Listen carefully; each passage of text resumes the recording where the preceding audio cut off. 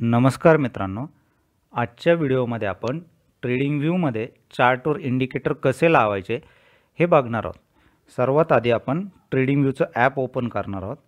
App open केल्यावर सर्वात खाली आपल्याला watch list, chart, ideas, news आणि मेन्यू हे 5 ऑप्शन दिसतील। त्यापैकी आपण चार्ट ऑप्शन सिलेक्ट करणार आहोत।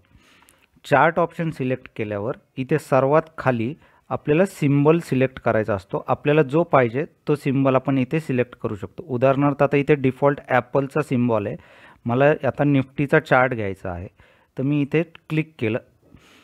आता सर्चचा ऑप्शन ओपन झाला आहे, यामध्ये मी निफ्टी सर्च करतो आहे। जसं मी निफ्टी सर्च केलं, इथे मला निफ्टी 50 इंडेक्स आलं आहे, निफ्टी इंडेक्स फ्युचर आलं आहे। मला जर इंडेक्सचा चार्ट बघायचा आहे तर इथे मी निफ्टी 50 इंडेक्सवर सिलेक्ट करतो आहे। पहा, आता माझ्या चार्टवर जे आहे तो आता निफ्टी आलेला आहे। आता मला या निफ्टीच्या चार्टवर इंडिकेटर्स लावायचे, त्यासाठी इथे सर्वात खाली जे प्लसचं चिन्ह दिसतंय, अधिकचं चिन्ह, याच्यावर मी क्लिक करणार आहे।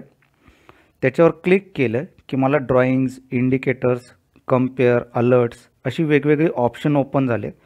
यामध्ये मी इंडिकेटर ऑप्शनवर क्लिक करणार आहे। जसं मी इंडिकेटर ऑप्शनवर क्लिक करेल, माझ्याकडे technicals, financials, community, invite only अशी वेगवेगळे ऑप्शन्स ओपन झाले। जर तुम्हाला कोणी एखाद्या प्रीमियम इंडिकेटरचा ॲक्सेस दिलेला असेल तरच तुम्हाला इन्व्हाइट ओनली स्क्रिप्ट हा ऑप्शन दिसेल, नाही तर हा ऑप्शन तुम्हाला दिसणार नाही। आता तुम्ही मगाशी टेक्निकल्समधून लावलेलं होतं, त्यामुळे आता तुम्हाला बाय डिफॉल्ट टेक्निकलचा ऑप्शन ओपन दिसतोय।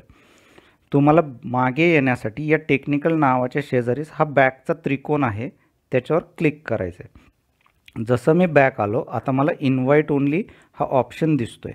मी या इन्व्हाइट ओनली ऑप्शनवर क्लिक करणार आहे। पहा, आता इथे माझ्या इन्व्हाइट ओनली स्क्रिप्ट्समध्ये एक MA ट्रेंड नावाचं इंडिकेटर दिसतंय।